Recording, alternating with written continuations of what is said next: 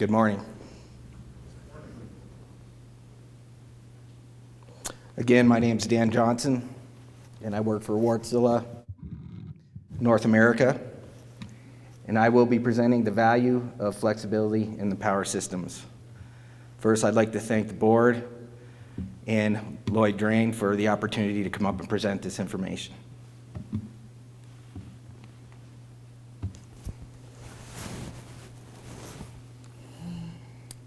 This slide represents the renewable portfolio standard policies with California and West as a whole. Today we're going to discuss the expectations for 2020 in the WEC system. Some of this information we seen yesterday, so bear with me, some of it is the same, but we work on it.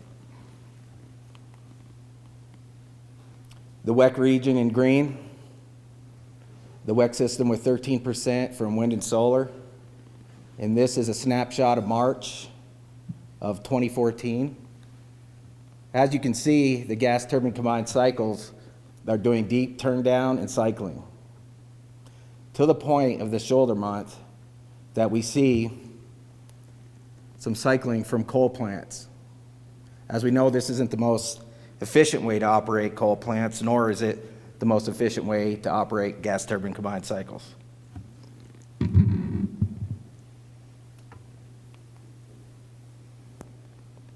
And we all know what happens in WEC is dependent on California.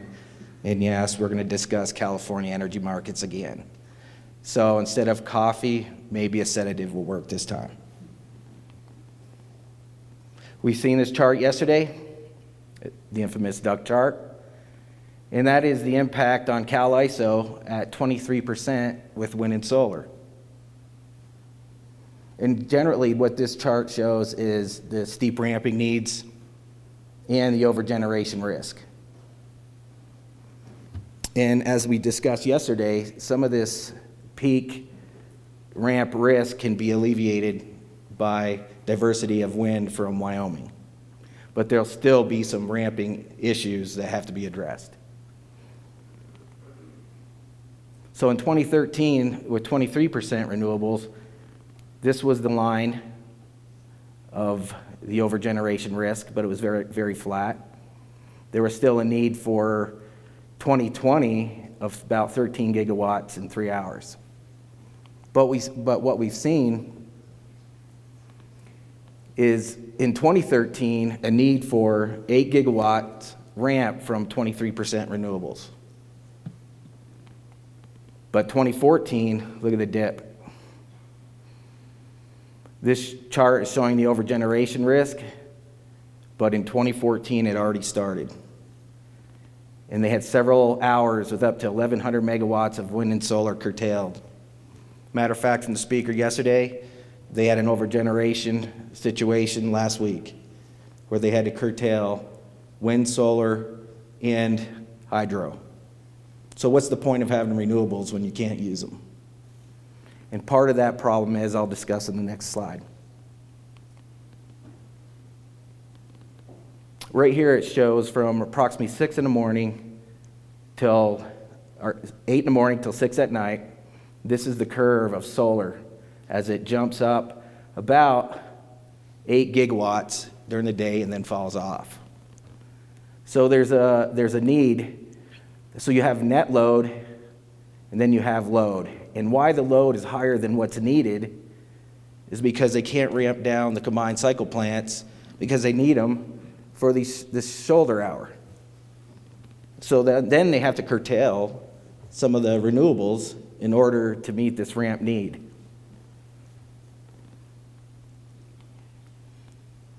But we're not seeing it just in 3 hours. We're seeing up to 2 gigawatts of ramp requirement in 15 minutes. And does Cal ISO have those type of assets to be able to handle this fast ramp? Currently they don't. So what we did is we modeled Cal ISO from using the LTPP and WEC model on their future challenges. The California PUC announced in 2012 to invest in 5.6 gigawatts of new gas turbine combined cycle and simple cycle gas turbine capacity. So what we did is we took that scenario, base scenario, we said, well, let's add a flexible scenario. And the flexible scenario is 5.6 gigawatts of internal combustion engines, ICEs. In modeling operation, the study was done by Wartsila and Energy Exemplar. Energy and ancillary services were co-optimized, and the results were isolated for CalISO. The setup of the CalISO system analysis, 2012, 10-year horizon, retirements, wind and solar at 33% RPS, which could go up to 50%, which magnifies the situation. Then new installation of the 5.6 gigawatts of gas turbine combined cycle. So in 2022, looking at the model of 5.6 gigawatts of new gas turbines, simple cycle and combined cycle, versus 2022 with 5.6 gigawatts of Wartsila capacity instead of the gas turbines. So of these two systems, which has the lowest annual operation costs, OPEX, the lowest annual carbon generation or emissions? But before I answer that, why do we explore engine options as an alternative to gas turbines? One, they're more flexible and they're more efficient. They're the most efficient simple cycle equipment out there in the market. They use 10% less fuel per megawatt hour than most advanced aero GTs. What's really important too, and I don't have it on this slide, is our engines don't use any water at all, except for services within the plant, toilets, sinks. So in the Southwest, that's a big requirement. That's an issue. Water is an issue in California and most of the Southwest. They have anywhere from 2 to 5 minute start times. You push a button when it's completely off, and within 2 to 5 minutes, you're at full load output. There's 5-minute minimum downtime for a gas purge. That's required by law. There's no minimum uptime. You can start these engines multiple times per day, no maintenance impact or added costs. It's completely hours-based. You can start them 20 times a day. Minimum load, 30 to 40%, but soon to be 10%. We're piloting a new system right now that's been proven in Europe, and we're going to install this new system in 2 plants in Texas and 1 plant in New Mexico. Essentially, this system will allow our engines to turn down to 10% minimum stable load and meet all emissions requirements, which is a big deal because 30 to 40% was always because of the SCR. But now we've designed an SCR to handle the lower temperatures and lower mass flow rates. Ramp rates, we can be from minimum stable load to full load in 40 seconds or less. And we have modular build out, 40 megawatts to 500 plus, in either 10 or 20 megawatt increments. And that's the 2 size engines we have, a 10 megawatt and a 20 megawatt. And of course, CapEx is less than or equal to aero gas turbines. And what does this flexibility do at the system level? So energy and ancillary services, the gross savings on this at this marginal cost of $1 billion US per day annually. On the base case with the 5.6 gigawatts of gas turbines, and the flex case with the same gigawatts with Wartsila engines, there's a 6% savings in system cost. We'll break that down a little bit. In the CalISO system in 2022, 6% of the capacity were Wartsila flexible engines instead of gas turbines. We'd have a 6% decrease in annual ratepayer costs, which is at almost $10 billion, that's $600 million. It's pretty significant. The existing combined cycle starts dollars would be reduced by 20%. because the Wartsila engines would be taking the brunt of the cycling and not the combined cycles. Existing combined cycle capacity factors increase from 50% to 53%. Again, we're optimizing the system. System efficiencies increases, so carbon generation is reduced by 1.1%. And how does that look on the existing fleet? This is 22 gigawatts fleet of the combined cycles with the new 5.6 gigawatts of the new combined cycle and simple cycle gas turbines. As you can see, these gas turbines are being cycled up and down, constantly shutting down, minimum rates up to full load.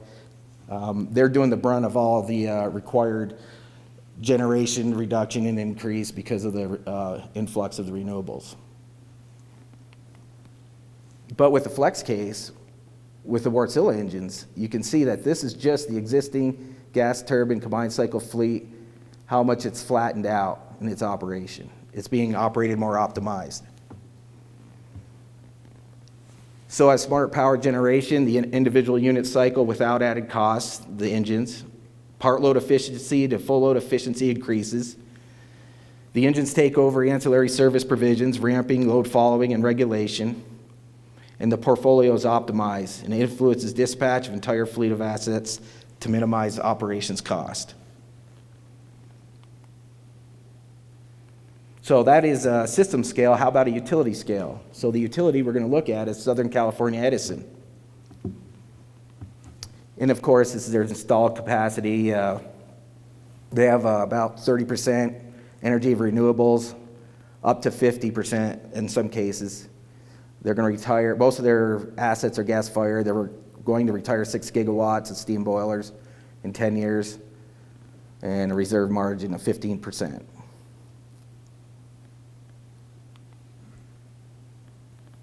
So this utility will see a large net load ramp.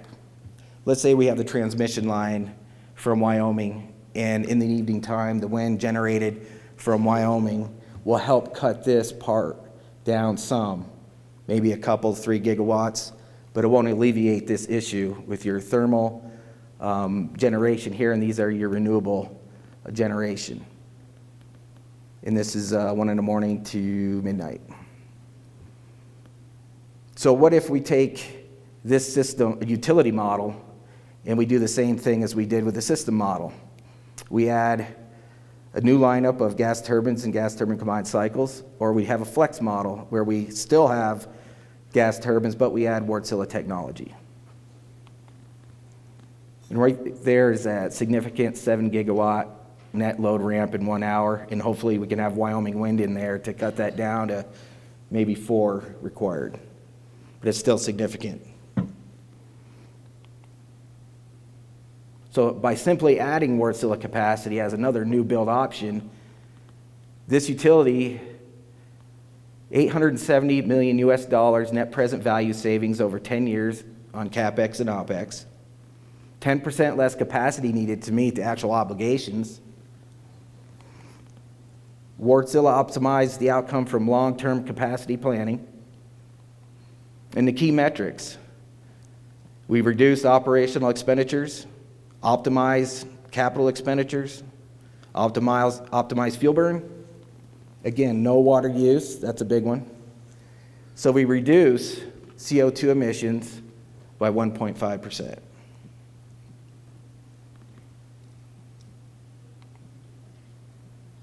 In summary, flexibility is needed in this system because of renewables, retirements. We think Wartsila gas-fired option is the best gas-fired option for this system. The value of flexibility: significant ratepayer savings on a system scale, optimization of resource planning on the utility scale. So how do we get flexibility? Well, include engines in the resource system plans, or some type of flexible asset, whether it be battery storage or some type of storage system. The flexibility is required to optimize the system. Use state-of-the-art capacity expansion models. and make sure the market evolution goes from the 1 to 3 hour product to the real-time 5-minute, as we see at the SBP and ERCOT. Because if you model by the hour, you'll never see the need for flexible assets. You need to get down to the 5-minute scale to see the ramp requirements of each system and each utility.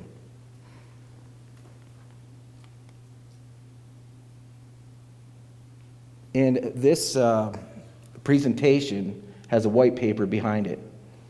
So if you want to read all the details about this study, this white paper is at energyexemplar.com under commercial publications, white papers. And it's incorporating flexibility in utility resource planning. And thank you. Appreciate it. Question from the board, please. Question from the audience? Well, Dan, thanks, and we may well take you up on that study. Let's give him a hand, please.